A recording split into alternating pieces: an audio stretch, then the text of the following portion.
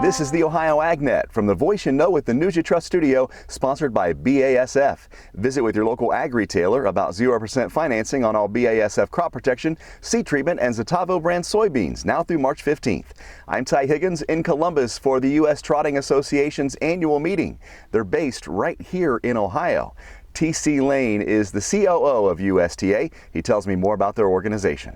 We're in our 87th year, and a lot of the folks don't realize that we have that type of extension and the kind of a history behind us. But within that 87th year, we've been here right in Columbus, Ohio. So it's not only is Ohio State football #1, but the United States Trotting Association is as well. So we're proud to call that home. And in addition to that, the state of Ohio is our largest from a breed registry standpoint. So we have the largest footprint in the country. So it's another beauty of being a Buckeye.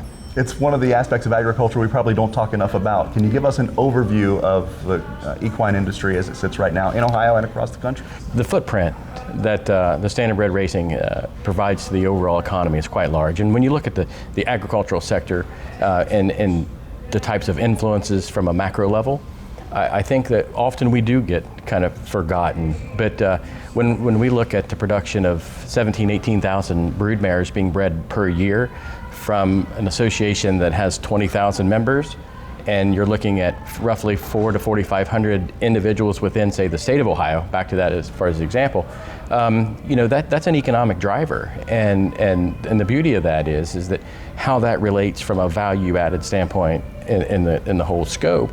It's that we're buying trucks, we're buying trailers, we're buying hay, we're buying grain. So back to that footprint, I like to think we're influential and a partner in the space of agriculture, and that's something that I challenge our staff as well as our board of directors.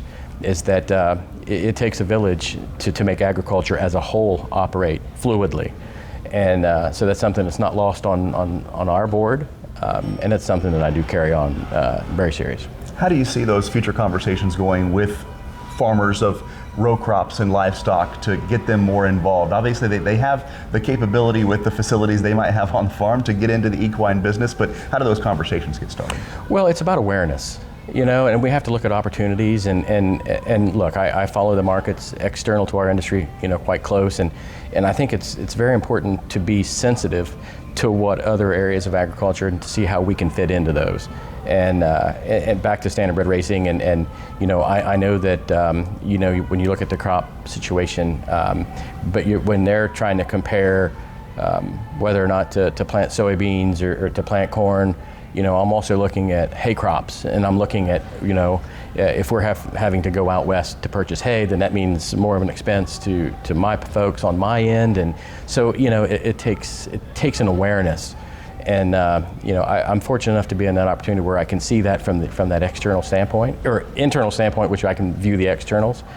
So I pay close attention to that, and then I try to pass on that kind of knowledge to my board so they can make good decisions or the best decisions that they can. So it's a lot of thought that goes into that. T.C. Lane is COO of the U.S. Trotting Association, our guest on the Ohio AgNet for the Midday broadcast. Appreciate your time and appreciate the hospitality today. Thank you, Ty, very much appreciate it. Let's get a check of the forecast brought to you by Seed Consultants, simply better performance. Online at seedconsultants.com. Here's Ryan Martin. These are just, I think, due to moisture that's left in the atmosphere, not frontal boundary related at all. Our big front is still brewing off to the west. It'll actually show up likely later tomorrow and into Sunday morning, giving us rains of anywhere from 1/4 to 3/4 of an inch, coverage 100% of the Buckeye State. Dry for Sunday, Monday, Tuesday, rain back Wednesday. I'm Ryan Martin. Thank you, Ryan. Markets and analysis next as the Ohio AgNet continues. Ohio farmers are excited about the approval of Striax dicamba herbicide for in-crop soybean use. For a limited time, B&B AgVantages in Conover, Ohio, are reopening cash discounts and financing on Asgrow soybeans. This is a fantastic opportunity to return to the proven yield performance of Asgrow soybeans and the strong weed control system of the XtendFlex system. Orders must be placed and paid for by March 13th. Contact B&B AgVantages for details at 937-368-3880. Welcome back to the Ohio AgNet. I'm Ty Higgins, and today's market analysis is brought to you by Louis Dreyfus Company. Excited to bring a brand new soybean crush facility to Upper Sandusky. Learn more about marketing your soybeans with LDC at 574-566-2113. Thursday's session was the strongest single-day gain for most active corn futures since mid-September, with May futures hitting the highest mark for the most active contract since May of 2025. Earlier today, the soybean market was unbothered by another sluggish sales report yesterday, with U.S. export share clearly waning as Brazil's harvest peaks and their price advantage widens. A lot of green on the board at midday, with corn for March up 4.5 at $4.46 a bushel, May 4.58 1/4 up 4 3/4. Soybeans for March up 16.5 at $11.80 1/4, and July wheat 23.5 to the good at $6.16 1/2. Markets brought to you by Seed Consultants, simply better performance, online at seedconsultants.com. Live cattle for April up 20 points at midday, trading at 238.72. June down 7 cents at 235.20. Lean hogs for April up 77 points at 96.45, and feeder cattle for April 358.92, down 7 points. For the Ohio AgNet, I'm Ty Higgins reporting.